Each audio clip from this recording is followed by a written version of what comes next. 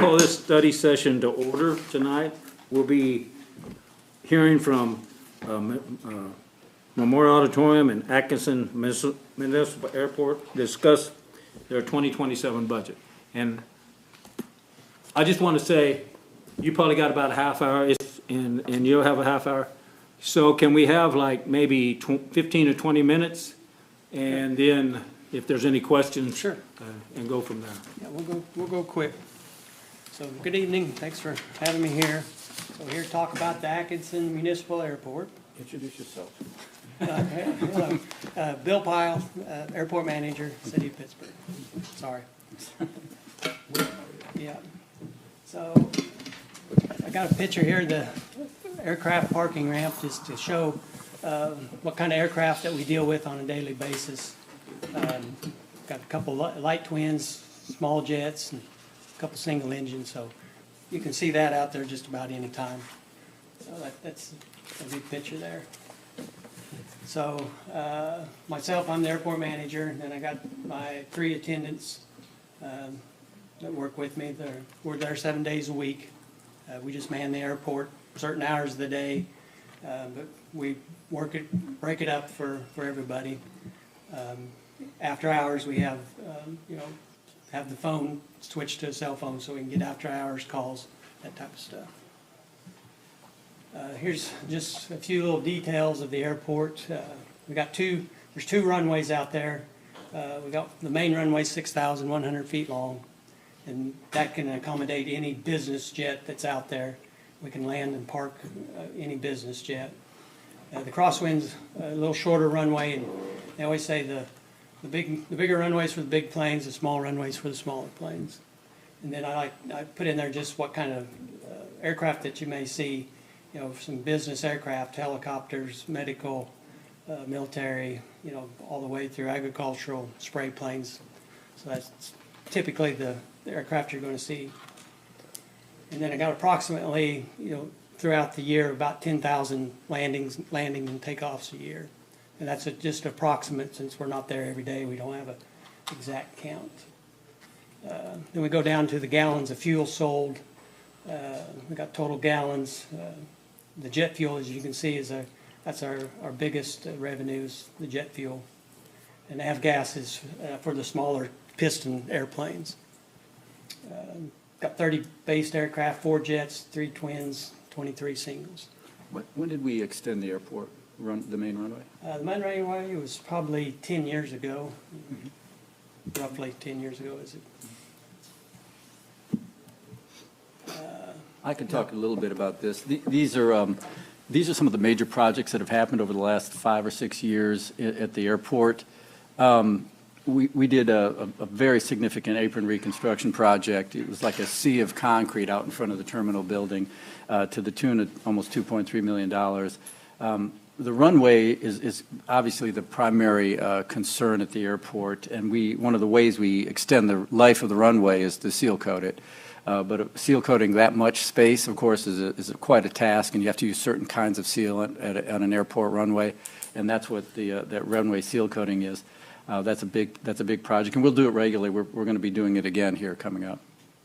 The taxiway reconstruction was a major bit of work that was done as well, and then some miscellaneous improvements. Now, I think it's important to know that the vast majority of these funds comes from the Federal Aviation Administration or from the state.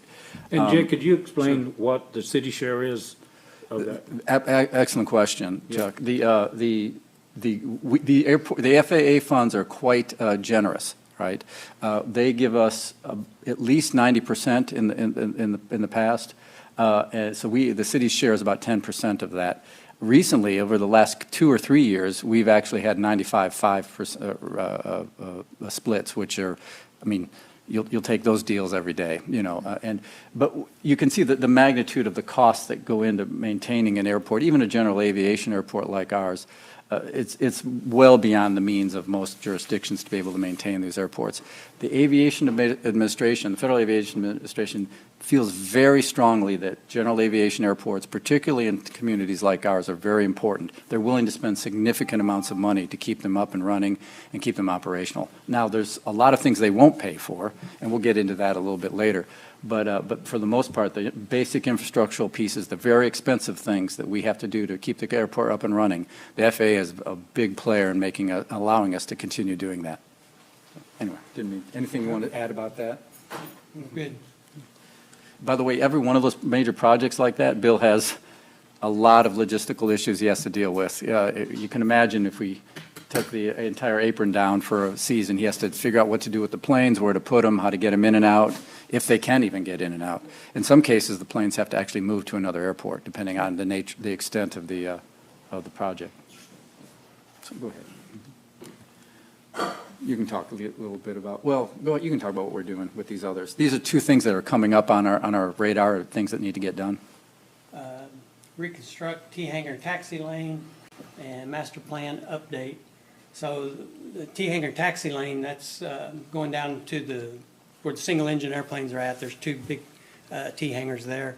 That asphalt that's out in front of comes off the taxi lane from the main terminal area, is that asphalt is deteriorated to a point that it's in major need of repair.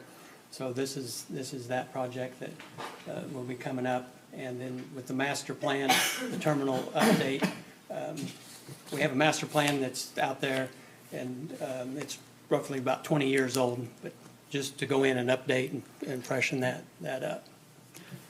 And those will be, in the master plan, we'll be looking at some of those needs that we're going to have at the airport, some of the things that we're looking ahead to try to figure out what should happen at the airport in the future. This kind of talks about the revenue sources, so you can see the fuel sales, which that earlier slide showed the gallons sold. That's our biggest revenue. The leases, the hangar leases, the farm lease, those things are there. And then just the miscellaneous, the general fund into it. So.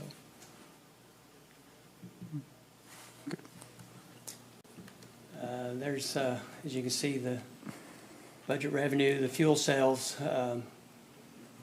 That's our the big revenue. So jet fuel is the big thing. That's our major. You sell sales. about the same amount of gallons of fuel every year, or? It changes. It's pretty much, as you can kind of see, the numbers don't change a lot there. But we add airplanes, and some airplanes leave, so that's kind of dictates, and then just what we call transient aircraft that come through throughout the year.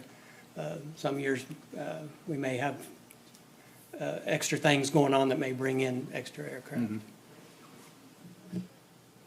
So the difference between 2022, Bill, Opening your I'm sorry, back. about there with the fuel, that's a lot of fuel compared to, it seems like it went along and then dipped. Yeah. It started heading back up again. So that was about that was one of our busier years. At that time, I think we had, the More based air- aircraft, we had more based aircraft at that time. What is miscellaneous revenue, and is it just, what does it include? So that could be like, we sell like oil, then we have like fees for overnight fees, services that we may do with aircraft.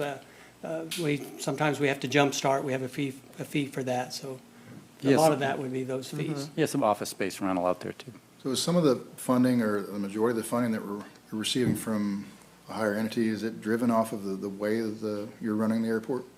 The things that are available? Well, yeah, so actually the types of aircraft that we have based at our airport, that drives a lot of what.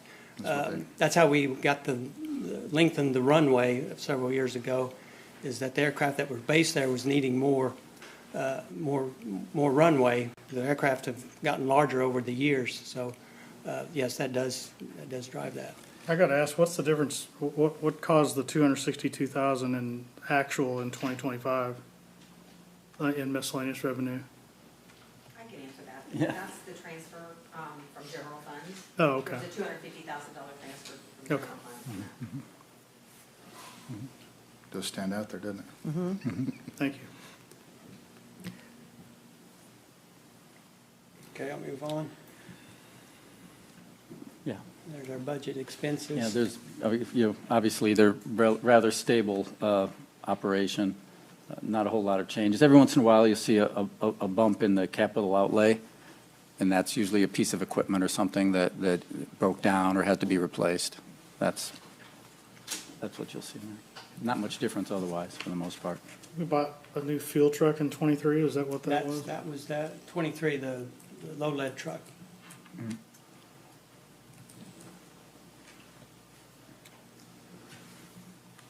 So here's some needs that we always have. Pavement maintenance, that's a big, with all that pavement's out there, most of it's asphalt.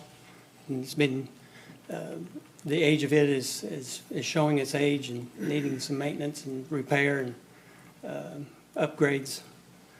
Fuel system upgrades, what we're talking about there is our fuel storage tanks. We have big stand-up fuel storage tanks. The pumping system, the filters, all that is 26 years old. It's needing some upgrades. The filters and the pumping systems are different now than what they were then, so we just upgraded. Also a fuel truck, the jet fuel truck, we did purchase that new in 2008. So, but it's going to be coming up on 20 years old, and just everyday use, it's starting to show its age and starting to have some maintenance that goes along with it. So we're trying to get that into the budget, worked into upgrade to a new fuel truck. Airfield lighting, what we're talking about there is the short runway, the crosswind runway still has just condensate bulbs, upgrade to LED lighting.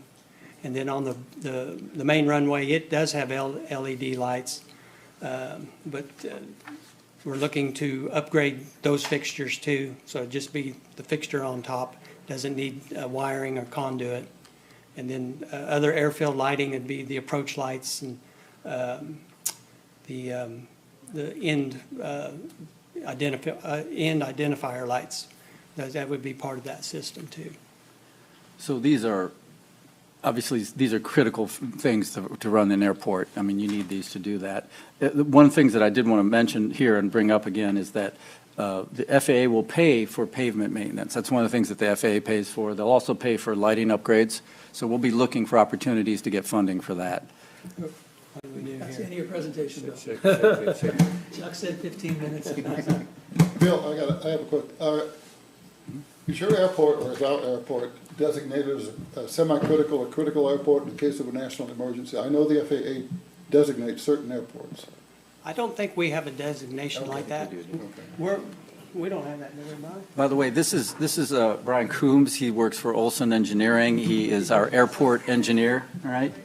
And by the way, the FAA will not let you do any of these improvements we're talking about unless you have an engineer that's assigned to you that does this kind of work that they respect. So it's very important for us to have an engineer with experience to help us design the improvements that we're talking about here.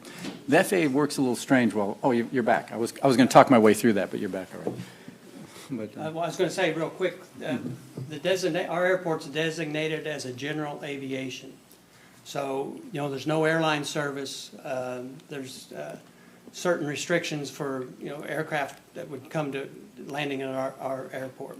So like, say, the Joplin Airport, that's a regional airport. It has, airline type service. So we're two different types of airports. Let's get back to where we were at. yeah, and so go back to where the needs are again. The FAA will not fund any of our improvements that actually generate revenue. So any of the hangar improvements where we get hangar rents, the fuel system where we get a lot of our revenue from, they won't fund those, all right? So we'll have to figure out how to upgrade those ourselves at some point. So those are the things we're planning on in the future.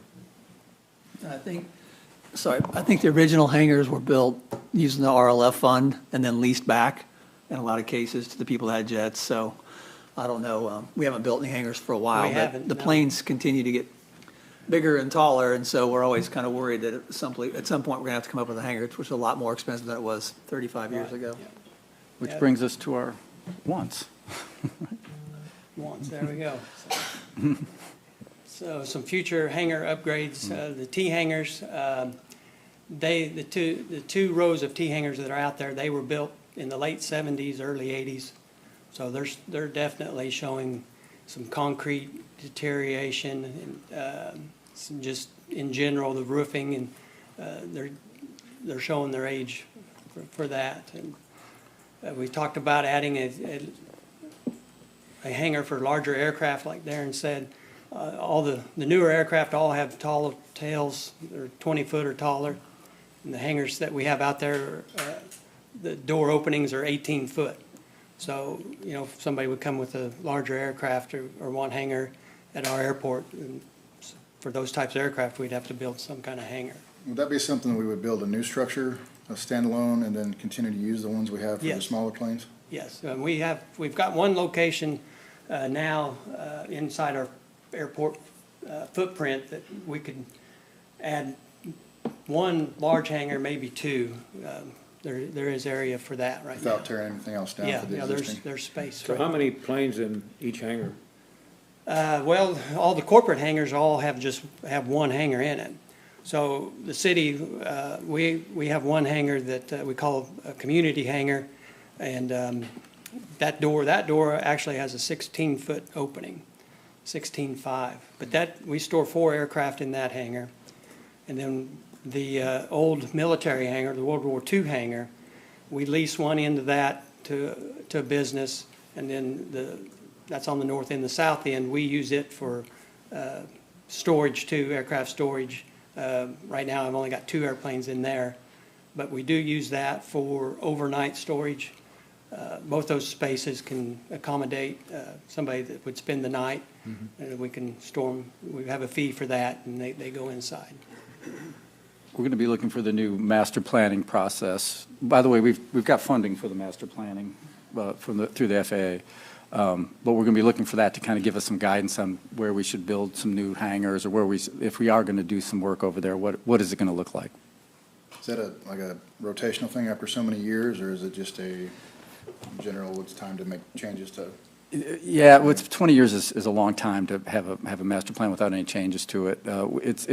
It's really something we want to look at. You always want to be ready down the road, you know, and you know, sometimes you can get you know what the FAA is looking for, you know, those kind of things. Is the terminal building under FAA funds?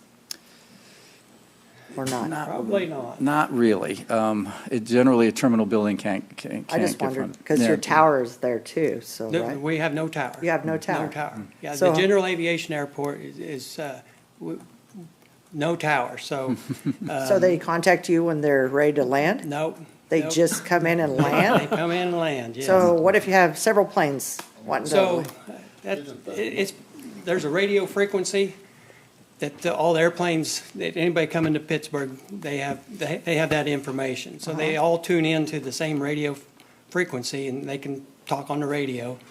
So they basically get in a line. There's a procedure for aircraft for landing. So they all get into this procedure and then just Really? follow one another in, By the way, Even at night? even at night. Does that control the runway lights too? Yeah, Really? the radio controlled lights, yeah. So But do you have somebody there 24/7? No. No. No. So they can land without anybody being Yeah, there? nobody has to be there. You know, Bill, when I was at the fire department, at Station 2, there was some kind of airport. Oh, yes. I Is know that still there, or did No, you? Yeah. no, that was a radio, we used to have what they called a non-directional beacon. So GPS is today's Mm-hmm. world, everything's GPS. So that was before GPS. So that put out a radio signal that airplanes could tune into that would direct them to the airport. Right. So you guys, yes, I do remember that. You would know when that went offline. Yeah. So, yeah. So when somebody lands there, they call the phone number, is what you're saying? Yeah. Then If one of your guys will, Yep, right oh, there. I got you. It's in my pocket.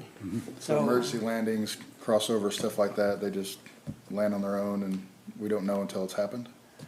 That could happen, yeah. But typically, if somebody was gonna have an emergency, they're probably talking to, like Kansas City Center. There's a frequency they can talk to. So there would be some communication of something like that happening. And then somebody would make a phone call and say, hey, somebody needs to be there. But, That's fine. By the way, Bill is a pilot, if you have any doubt. Yeah. All right. Oh, no. yeah, I got my pilot's license right after I started working there, so. They should name the new terminal after you. Uh-oh. We've thought about it. Yeah, You been there, absolutely. Billy? Say, excuse me, How Chuck? long Many years. How long you been working there? 30 years. Wow. That's worth a name on the building. Well, not on the sidewalk or something. So what day, when was the current terminal built? 1952. 52. What was before then? Anything? So actually, that terminal building was built for Ozark Airline. So there was probably just some building there at some sort, but Ozark came in and they built the terminal, and they had airline service. Oh, excuse me, had airline service that came from Springfield, Joplin, Pittsburg, all the way through to Wichita. But that only lasted a few years, and then the city was able to take it over, and we've been in it ever since.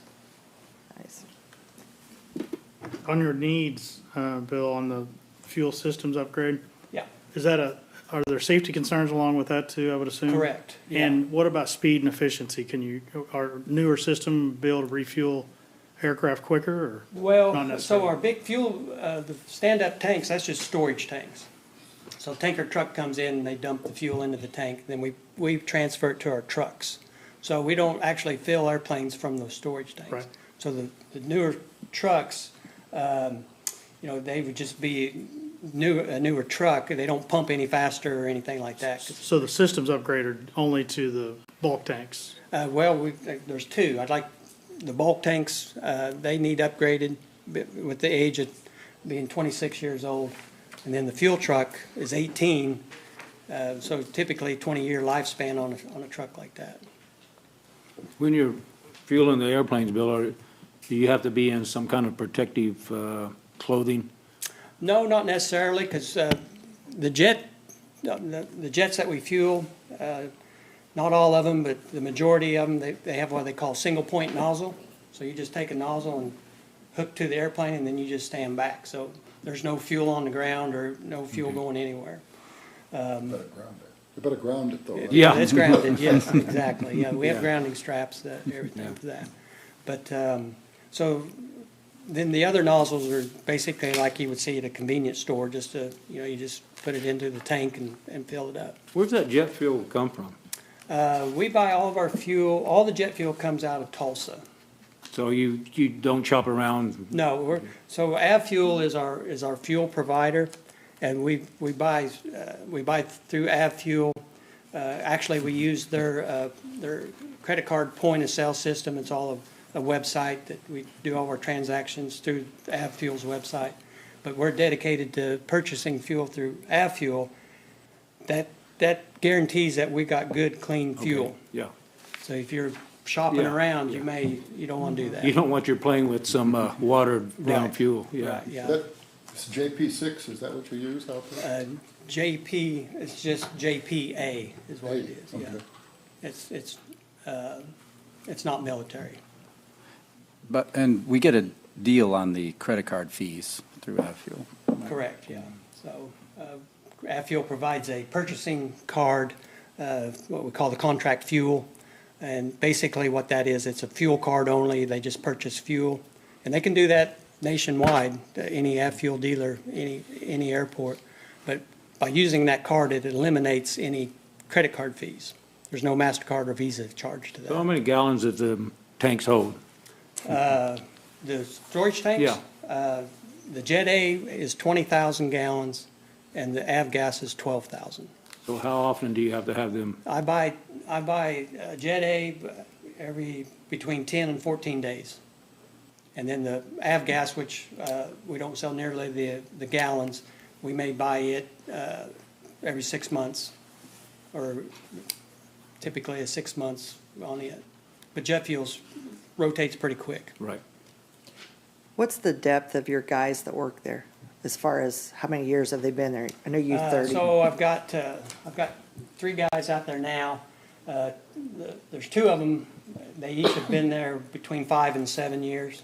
And then we just hired a new guy, he's been there 3 months. Oh. So, yeah, they're, So over the years, have you seen a lot of people come and go? yes, yeah, we have It's that. not for everybody? Not as dedicated as some Well, people? Yeah, everybody's, got something to do, so. Does it take a lot of training? It takes a lot of time to train somebody to work by themselves out there. So that's what, the new guy I have now, he's been with me 3 months, but he's not ready to turn loose, so. The biggest thing with that is seeing all the different aircraft that come through, know how to handle them, how to work around them, and then being able to take a credit card, do a transaction with the customer at the counter, and all the different things that we do. Sure. All that stuff's handled inside, indoors. Yeah. And then the fueling process takes place after all that. Well, the fueling process is first. So the airplane lands, they come, they say, we need 500 gallons or 100 gallons. So we typically will fuel the plane and then go back inside and, wait for the pilot to come in, whatever. So sometimes it takes a little time for the transaction, but it's all done, at the same time, basically. You ever do helicopters out there? We do helicopters, medical helicopters.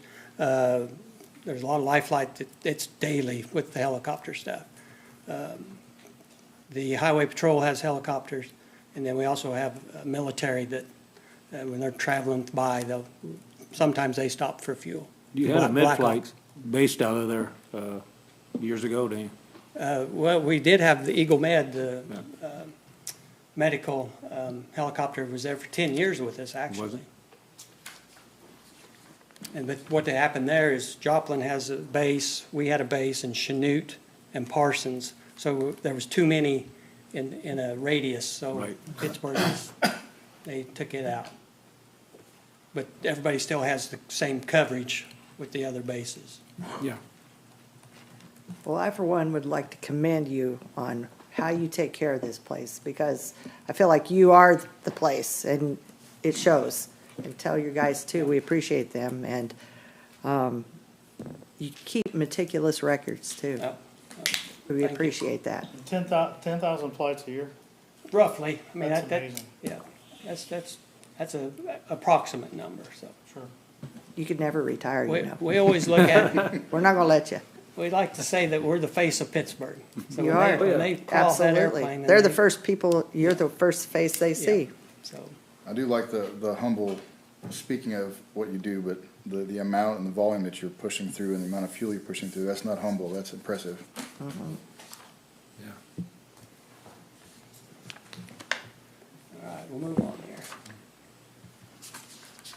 Oh, well, that's it. Okay. Man, perfect timing, Bill. Yeah, there we go. All right, well, appreciate that. I just want to follow up. You've been a dedicated employee for 30-some years, and whenever you decide to leave, it's going to be hard to replace you, so. True. Yeah. All right, thank you. I'm with Cheryl. We can't let him. We can't. No, Yeah. I got a couple more years in. Thank God. Thank God. Thanks, Bill. thank you. Appreciate it. Thank you so much. Thank you.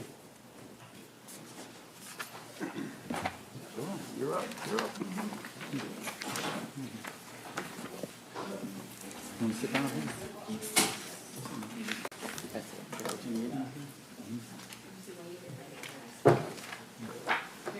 Before you start, I just wanted to say You feel like you're getting real, So I just wanted to share that I passed out those packets, and those are the financials that I've been giving the department heads for them to build for their slides as they present.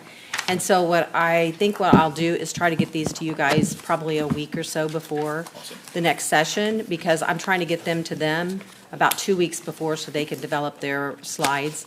And so what you see there is a couple summary pages, one for revenue and one for expenses.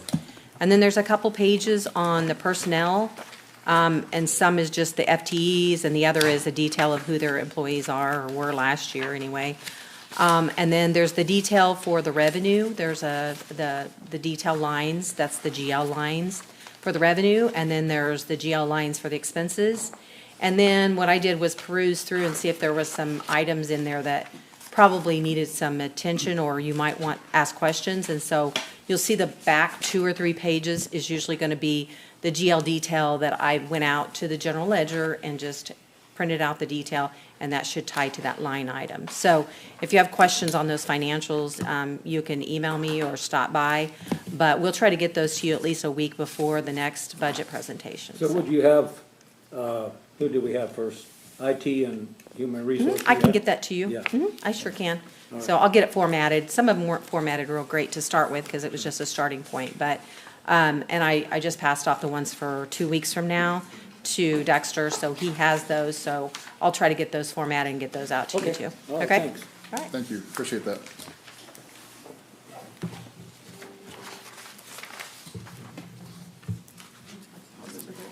Slide down the thing.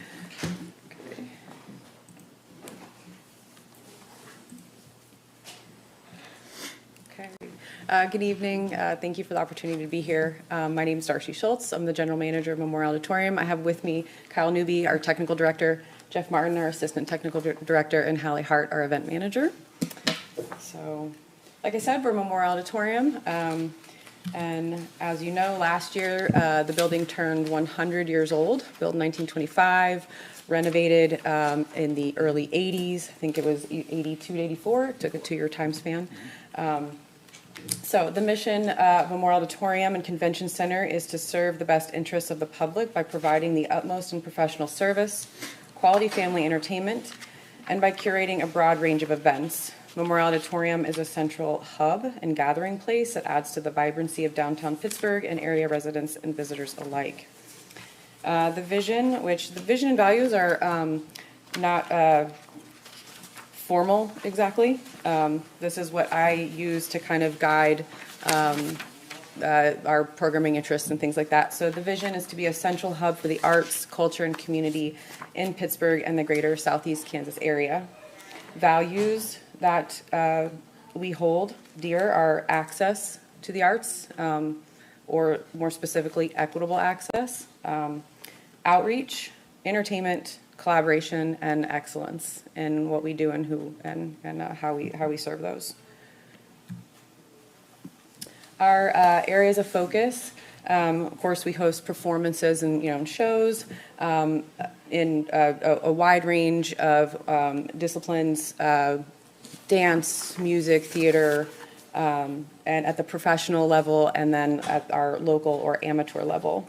We also host community events, and that would be something like the Humane Society Chili Feed, like that. Our lobby is dedicated as the Bev Corcoran Art Gallery, where we host monthly art exhibits. We also host all the city, not all, but many city events and functions, and then our rentals, which are both private and commercial. Our full-time team, like I did just introduce a few of them. Again, with me, Kyle Newby, Jeff Martin, Hallie Hart. Not here is Gage Rook, our administrative assistant, and Austin Leadham, our building maintenance. We also have a team, I'd say anywhere from, it kind of fluctuates, but I'd say on average about 8 part-time event workers, high school students, college students that help us run our concession stand and usher for shows and things. And then also appointed to our team that we share with another department is a digital media specialist that helps with some photography, and you'll see some of those photos that they've taken. Okay, we have, our revenue sources. We have 3 areas of revenue streams. Our dedicated sales tax, which is 1/8 of 1%. Our earned revenue, which comes from ticket sales, rentals, concession and bar sales, and then contributed, which is donations and grants. You get shares of merch every once in a while, don't you? You get shares of the merchandise? Oh, we do, yes, sometimes yeah, in- sometimes, yeah. And here's just a little overview of the sales tax collection history. On average, I'd say we're in that, $60,000 a month range. Our January number was 66,352, which is about an 11.28 increase from January of 2025. So I guess you could kind of argue what's causing the sales tax, inflation, all that kind of stuff, but either way, it's on a, Up to, uptick. it's the direction we want it to go. Yes, yes. And this is extremely unique. When I first came here, I've worked in several different venues, and although, I was on the board for several years, so it wasn't something that I was not familiar with it, but that dedicated sales tax is, I'm so surprised by it every day. It's not something you see in the arts. Usually we're scraping by and, how are we gonna make it to put the in? So this is just, it's incredible that the town decided to do this, to dedicate this. And I don't, but do you know when that happened, what year, and how long it's It's been a while. For the renovation of the building back in 1982, there was a half-cent sales tax that was originally dedicated to the building, and I believe in the early 90s that got shifted down to a quarter-cent, and I think it was in the early 2000s that got shifted down to the 8-cent.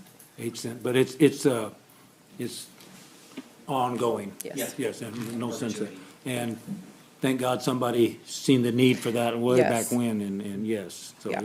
yeah. It's amazing, actually, yeah. So our contributed revenue, this is, something I've been working hard to start from. It's kind of a blank slate. It wasn't, there wasn't a large emphasis put on this area. But like I said, I come from a different arts world. So I'm like, okay, we're grant writing, we're getting donations, that's what I'm used to. So I see it as equally as important to balance that out. So we have received some private anonymous funding this year. One, the marquee, which was really exciting to go in, and then as recently was given a $20,000 private donation to continue our outreach programming, which I'm so grateful for, and I thank those anonymous donors from the bottom of my heart. Grants, we received a $3,000 Community Foundation of Southeast Kansas grant to support youth activities, and some funding from Explore Crawford County, which was sort of a marketing co-op, just some money to help get a digital billboard is what that was that they helped us with. And donations, that almost $1,200. When we started our new box office system called Ludus, it gave us a lot of functions, and one of them is to collect donations through Ludus. So all that money is coming in, people adding on $10, $5 to their ticket purchase. So while small, it does add up. And we see those come in, I don't know, I'd say probably on average every other day. When I'm checking the daily report, there's a little donation in there, so. Here's our revenue. So you can see the tax revenue on the top there. It might look a little confusing if you go down to the bottom where there's other funding sources, in that there was a little bit of a accounting change, so that those two bottom numbers in 22 and 23, that's the sales tax. There was just a switch over where it was, Jay, you might be able to explain this Yeah, better. It was just coming from, We made it was a transfer. We made a decision. These used to always just be transfers over, so it would just blow up our transfers number in our budget. So we decided to start actually accruing the revenues in the funds where they're going to be going, so that transfer number didn't get blown up, make the budget look bigger than it is. It was double counted, so it was like $14 million a year, so at some point. We we're made like, that decision in '24 to back. Let's try to be more reflective of what the budget actually is.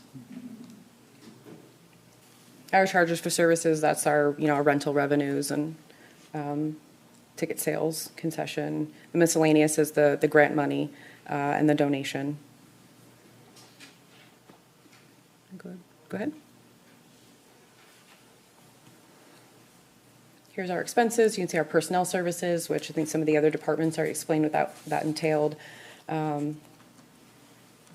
Contractual services, that's our utilities. Our marketing budget lies in there. And then our commodities is our, office supplies and our building maintenance and things like that, our capital outlay. I think it's important at this point to recognize that when I first got here, right, the sales tax was not enough to cover the expenses of the memorial. So the general fund was subsidizing Memorial Auditorium when I first got here. Sales tax has grown over the years to the point where Memorial Auditorium is really self-sustaining now, that's great news.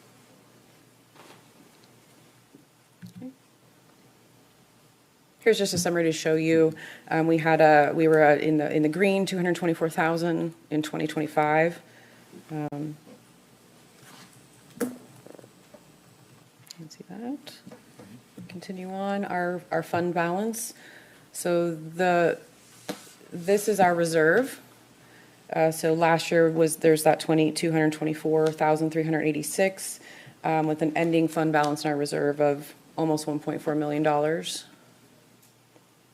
Keep in mind, that's no property tax, no utility tax, that's all sales tax and the money that they generate from all the events they have, so. I was gonna ask you about those events that you go out and looking for something to come to town. Yes. And when you negotiate the fee that they're gonna charge to be here, do you ever run short on tickets, or what I'm trying to say is, you sell enough tickets to cover the event and make some money on it, or do you ever go in the hole on some of these events? So this is just, I guess, recent where we started, what people would, I guess, say buying shows. But I did get grant money for that. More often, you're either balancing out. I don't, when I look for things, I prepare individual project budgets so I can, I know what is our estimated, ticket sales for this. We try to also keep it accessible so that it's either very low cost or completely free. We have a little bit more of a challenge when we're working with an outside client. So something like that came in, Nutcracker is a good example. That was a rental, but we work with them back and forth for a period of time to say, this is what the area can handle for a ticket cost, But on my end, I'm more focused on outreach, the school shows, so I try to find grant revenue, the $20,000 to support those projects so that it's, it's a wash, we're balancing out,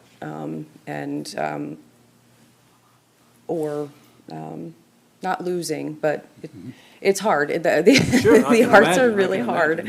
Hard to do. We haven't been buying a lot of shows. Yeah. Like Casting Crowns, when we had Casting Crowns here a few years ago, there was a separate entity that had bought that show, and and that same separate entity had rented us. And so we were not on the hook to pay Casting Crowns guarantee. The separate entity was. Yeah. Right. And so we're just kind of a pass-through. So your event manager, is that the same as a PR person or no?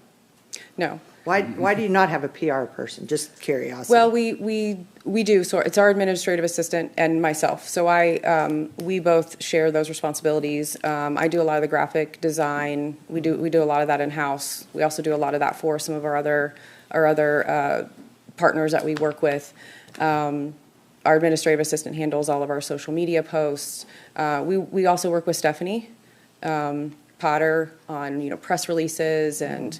But our administrative assistant Gage does a lot of that work. In order to up the sales tax, when you're talking about, say, a PR person, you're competing with like the casino and other places around. So if you had a good PR person, you should have a full calendar all year long, I would think, if you had somebody who was getting people on their off days. Because I could just think back before COVID, and when Aaron Lewis came here, you had a packed house. Yes. People were here staying. They came from all over. They were buying food here. So is that, maybe comedians or singers, magic shows? And I know what he was talking about, the Nutcracker, but they had people from here dancing in the Nutcracker too, didn't they? They did, yes. We had 39 Ballet local companies? 39 So local I'm at- dancers participating. Are you worried about the sales tax, upping the sales tax compared to what it is? I mean, is that something that could help revenue? It would, yes, because, it's cyclical. So, how we drive the economy, it comes right back in, essentially. Is that what you're saying? Mm-hmm. Yeah. I mean, Because when you get bigger people here, Yes. like, and I'm just, because I was there, Aaron Lewis, you had a full house. And I know the Nutcracker was almost full. Almost full. But do you look at that as far as how many tickets you're selling compared to the acts? Or like when you used to have comedy in the basement, it seemed like a lot of people came for that. But if you have a comedian, say upstairs, that you got the draw and the name, and there's a lot of, I just wondered if that's ever. yes. I know you're talking about grants and stuff, but what about the actual putting seats, people in seats and making money for that? It is. Not just being self-sustaining. Sure. No, I mean, those shows are very, very expensive, cost-wise. But, and it all has to work out. We are in a great position for routing-wise, so we do get a lot of emails or requests because of our location and to route through here, like if there's a performance in Kansas City or, even further south. And so, that is all absolutely considered in the process. But can we sell enough tickets at this price point? We're finding that $60 to $70 is like the top tier of what people want to spend. But Those tickets were 90 and people didn't bat an eye Did they? when he was there. That's why I was probably long before you, but. it was, yeah. And I don't know, Kyle, was that a rental? Yeah. Okay. There was a company out of Ohio that rented Memorial. For Aaron Lewis? Yeah, and, they, completely separate entity, based out of Ohio. They bought Aaron Lewis for 25 performance dates. Oh, I see. And we were one One of those them. 25. They put Aaron Lewis in, I think he was in Tulsa, and then he came up to us, and then I think he went to Wichita. So were you And we you two of those around dates. then? Yeah, I was. the So second are we in a pool of things like that brings money into Pittsburgh? We get some of those things. We are definitely on radars. We get reached out to by the same promoter from Aaron Lewis and the same promoter from Casting Crowns frequently. And so it's always a matter of, do we have the date available? The date, If we do, yeah. we try to move forward with it. So Memorial downstairs, or, the downstairs? Yes. Are your rates comparable to other venues for wedding receptions and get-togethers and all that? They are, yeah. Haven't had a wedding in a long time, so I didn't know if Yeah. it was. What's the seating capacity of Memorial? The Upstairs? upstairs seats 1,556. Okay. How many people can you have downstairs for an event? Yeah, it's combined events. We typically, we have 450 chairs that we have for the Oh, I convention see. center. So Yeah. it's usually we try to stay capped at that 450. There's 2 events a year that we do that we sometimes rent chairs for because it's with fire capacity and everything. Right. I think we're rated for right around that 600 to 700 mark. But we found that the 600 to 700 people downstairs just becomes way too unmanageable. So we try to keep it lower into that. So I don't know if Cheryl asked this, but if, like, there's an event in Kansas City, whoever it is, and they got a couple days, before they go back, do they look at maybe come to Pittsburgh and something similar? Sometimes. And knowing that we're a smaller market, would the tickets be any cheaper because of that, or is it the same price if they're? A lot of times they try to be the same price. When we had, or like Casting Crowns, the ticket charge or ticket price here was very comparable to their ticket prices in Wichita and St. Louis. It tries to stay fairly constant. So we don't get a lot of. Are you bidding on that pool or just your name's in the hat? We're just our names in the hat. So do you check it regularly? Or is it something you update and keep We don't have anything that we can check to see who we're best with routing. It's just our venue pops up on Polestar and stuff. So as agents start routing tours through, they'll see, oh, there's a venue in Pittsburgh, that route's well, let's see if we You can. guys So are we're just- still in the fight. That's what I like Yeah, about it. yeah. Yeah. Do you have know, contacts with agents too, that you keep your name There's out a few there? that reach out Yeah. to us. Yeah. consistently. Your Like, competition, new facilities, the Bicknell Center, the Yeah. casino, you guys are That's why still I'm- right yeah. in there and. Well, like a Taste of Ireland is a good example. So we had that last spring, and they contacted us again to come back with a different show, and that's a rental one, you know. So to buy something like an Aaron Lewis, that wouldn't be responsible to do that. Aaron Lewis, for instance, so we had Aaron Lewis in 2020. It came up that the same promoter who had got Aaron Lewis last time was willing to bring Aaron Lewis to us again in fall of 2023. We ended up, that promoter could not secure the date for this area because there was also bids from the casino here in town and downstream and one of the casinos down in Oklahoma, all three. I think he And ended up all at three of their downstream, bids didn't were he? higher than our promoter's bid, So we you're lost- bidding. We lost out to them. I see. Because all of those puts Yeah, very high in. yeah, the scheduling piece, you're already doing next year's Yes. the calendar, so. We're So into they're scheduling 2028. like 2 years in What- advance. so. What are we, when you said their bids, what are we talking about? How many dollars? It's, I know it usually will put you, Aaron Lewis, for instance, lands you right in that $60,000 to $80,000 guarantee.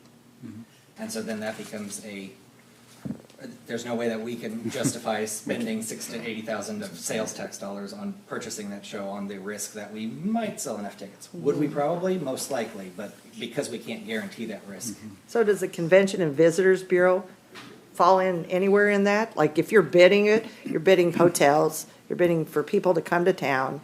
Or is that all, are you guys all working together like that? It's, whenever we have a large event that falls into, we might be doing this, we usually reach out to the Explore Crawford County to coordinate with them, because we also want to see, we don't want to bring in Aaron Lewis when we also have a national football tournament at Pitt State and have Oh, no. Conflict, five yeah. different Yeah. major events. I'm just going on. talking about, you know, looking at like Yeah. business and getting people here and Yeah, revenue we going up. definitely look out for all those, trying to drive revenue into all. You guys are those definitely places. busy. Most of my family maps out their calendar off what you guys have coming up and We what's have going going on on. all the time. And I'm old enough, and I think we all are, that we've grown up in the community doing things as children, and now we see things as adults and get to be a part of it. And again, I love seeing Maggie out there with her cart and supplying that for the community too. Maggie's famous. Amazing. She's famous. It's insane. It's awesome, though, you're building those relationships with other agencies to come back and bring those events back to the city of Pittsburgh. So that's to be commended. It's a lot of hard work and endless hours, I know. But just to kind of explain because I completely understand the, you know, that perspective on it, but just to kind of explain a little bit of, not a shift, but just, you know, to build on that, this kind of like new mission, I guess, of outreach, is that we're, you know, serving under served of students. We're getting them in the door. I mean, we had an example. What was the quote that one of the students had just said the other day when they come in? We had Ada Twist yesterday, and one of the, I think it was a first grader, said to me on his way out that he didn't know stuff like this could happen live. So he had only seen it on TV or Yeah. in movies or on screens, so he hadn't ever seen a show live before, and he really enjoyed it. So I think it's important to build that appreciation of the arts, but also the appreciation of the space with the younger generations as they come up. So that's where that's coming, that perspective is coming from. So some of the critical needs in the building, as you know, it's 100 years old. We had a bit of a crisis this morning with our HVAC in the lower level. And our north pump is really the concern right now. I believe that is kind of in the bid process. Of course, the HVAC, the phase one, which I think had been potentially bidded out, that's going to be a major project because those units are on top of the theater, the stage part, the area, and then of course the control system that goes with that. The whole building could probably use, brickwork and tuck pointing, but starting on the north wall is a good place to start. A theater sound console, so that we can support, the growing number of events and the types of events and the equipment that they look for when they come in, Sometimes we've had to completely break down our entire sound booth because we didn't have what they needed. The orchestra elevator, pit repair, and then the fire vents, which are also on the roof, and the fire curtain hoist. What's the lower, north and south lower level pumps? Is that something that raises the stage or, because I remember a few years ago, wasn't that an issue?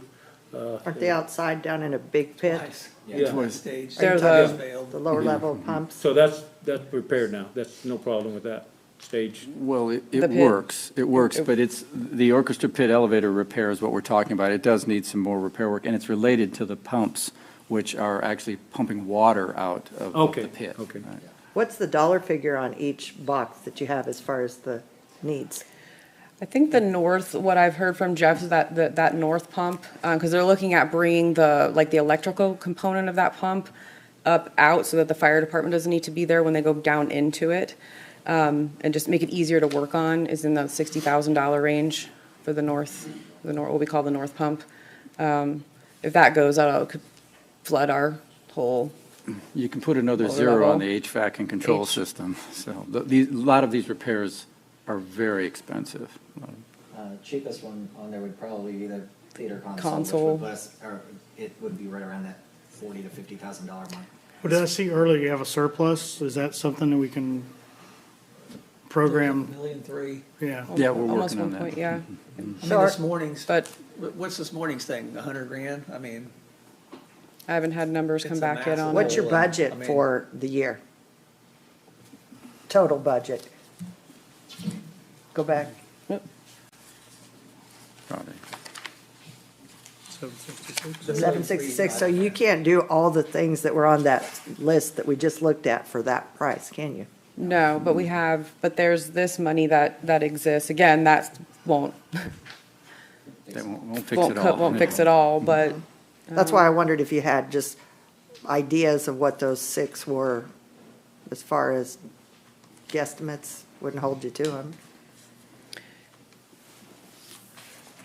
The fire Con- vents, the fire vent lands right in that about $80,000 to purchase them, but then we would have to also buy, or have the crane to lift them, hoist them onto their rooftop, and be installed. I know we were looking at replacing the fire vents when we also did the stage. Yeah, at the or same time. Rooftop units for the HVAC system, so that we only have to rent the crane for that one time, because we have to get a long boom to They- reach over the building. Yeah, the HVAC and control systems and the fire vents and the curtain hoist, which are really high priority things, we're looking at seven figures just for those. So who are you what department? Are you talking about an engineer, like on tuck pointing, or are you talking about who? Well, technically, our facility maintenance is responsible for Memorial Auditorium, but they usually will contract that work out. Right, so is that bids out, or just to get an idea? We have bids out for the pumps, all right, but now we're going to have to do bids for the HVAC So the HVAC repair. and the pumps are the critical ones, just like right now. Everything Yeah. else can fall in right behind it, but well, those are the two main ones? you don't also know what's gonna, I mean, this is the stuff on the critical needs Sure, list. but sure. It's a And the huge one- old building, stuff Right. breaks all the time, so that $1,300,000 is kind of keep us out of, or like what happened with the HVAC, this is completely separate from this HVAC, because they're Oh, lower, and the completely systems separate. are all different. What happened to you this morning, you mean? Yeah. Yeah. I mean, it's just, So it's 100 years old. It's a part of the arts community for generations. Is there historical money out there from the state and federal side that can help assist with some of these renovations and updates? Has any of that been looked into? That's possible. That's That's definitely possible. We'll think there would definitely, be we'll some- definitely look at it. We've got to run through our priorities again, pay for what we can pay for now. Obviously, we won't use all of our reserves, and then, because we never know what's going to happen. And then we'll look for specific things. In general, you know, the money that, for repair of these kind of things is, it's considered, you know, maintenance that we should be doing ourselves, you know? Is it preventive maintenance that should have been done along, or just? Some of it is, yeah. Yeah, I mean, everything on So, there would be. yeah, but when she was talking about the north wall, she keeps saying the north That- one. that's So, a problem. Yeah, preventive maintenance for, Right. since 1982? Or that's whenever it was all done at that time? Has it never been done since 82? I don't think it has. no. Any Not kind of to- tuck pointing? Not to my knowledge, I don't. yeah, So no. it's been on the radar for a long time then? We've had one wall tuck pointed that was causing it to literally rain on stage during a production of Book of Will a few years ago. Or we had that wall tuck pointed, but for the north wall tuck pointing, That's why I was asking about preventive maintenance along the way. Well, with the groups and agencies that you're involved with that come here and routinely come here, there's a gigantic network out there for people that would like to probably fund something like this or assist with it, I would imagine. That might be something to look into too, as you're looking for events and, you know, they're rotating through. I know it's essentially, it feels kind of like dirty laundry the city of Pittsburgh needs to deal with, but it's something that we might benefit from outside sources knowing there's a need too. I think we'll just kind of move through here quickly. Secondary needs, these are just, you know, it's old, the building's old. Lobby renovations, cosmetic. I've been working with the launch students at Pittsburgh High School, just kind of as like a mock program where they've been generating some ideas on what a lobby renovation might look like. Lower level sound system could be updated, you know, some upgrade to the lighting, seats, but again, it's an old building. Program highlights, these are just a few of the events and groups that we work with. This is all mostly local. You can kind of see there some of the things that we do and who we work with.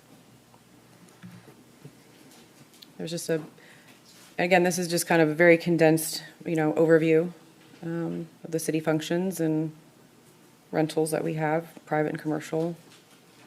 Most of those rentals are in the lower level. And then here's our outreach and partners. We work with PSU a lot, the music department.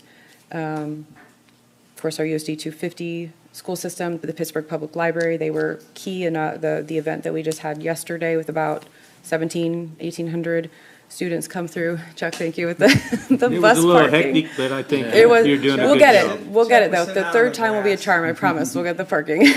Yeah, I think you're doing a good job, and like I said, I introduced her to Thank you. transportation director and Yeah. and That was very helpful. Yeah, I so- appreciate that. yeah. I do. Darcy, how many days a year do you have nothing going on in that building? Not very I mean, many. it's like, you saw that list. I mean, Yeah. it's an unbelievable asset. Yeah.